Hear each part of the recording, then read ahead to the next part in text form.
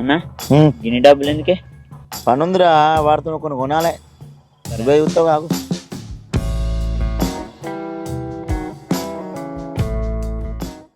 అన్నా రమ్మన్నారట. తమ్ముడు కూసో.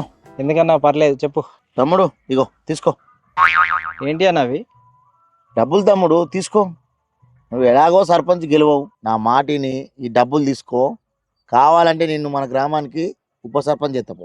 నేను ఉప సర్పంచ్ కోసం రాలే అన్నా, నేను సర్పంచ్ పోటీలే ఉంటా.